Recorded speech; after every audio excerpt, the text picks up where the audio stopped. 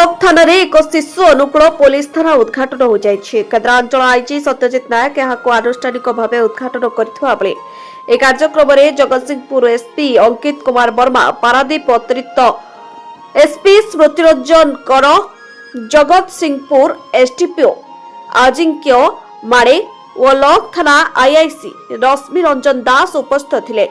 सेपरी आईनजीवी संजय कुमार बेहेरा, पूर्वतन समिति सभ्य चंद्रकांत स्वाई समेत बहु विशिष्ट व्यक्ति जोग देथिले।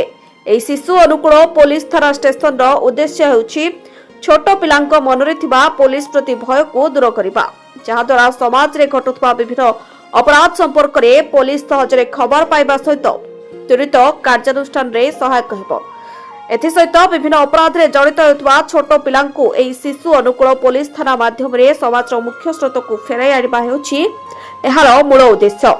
এই কার্যক্রমে আখপাখ অঞ্চଳରେ ଥିବା ବିଭିନ୍ନ ସ୍କୁଲର ଛାତ୍ରଛାତ୍ରୀମାନଙ୍କୁ ସାମିଲ କରାଯାଇଥିଲା। ଛାତ୍ରଛାତ୍ରୀମାନଙ୍କ ସହିତ ପୋଲିସ ଅଧିକାରୀମାନେ ଆଲୋଚନା କରିବା ସହିତ ସେମାନଙ୍କୁ ଅପରାଧିକ କାର୍ଯ୍ୟକଳାପ ଏବଂ ଏହାର ପ୍ରତିରୋଧ ସମ୍ପର୍କରେ ମଧ୍ୟ ସଚେତନ କରାଯାଇଥିଲା।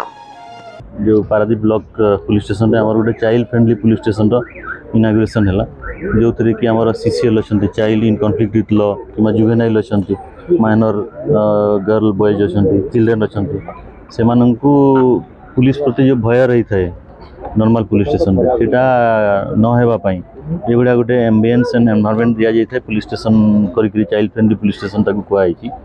सेतिरे सेमानंकु जो माने सीसीएल किमा जुवेनाइल ताको मानंकु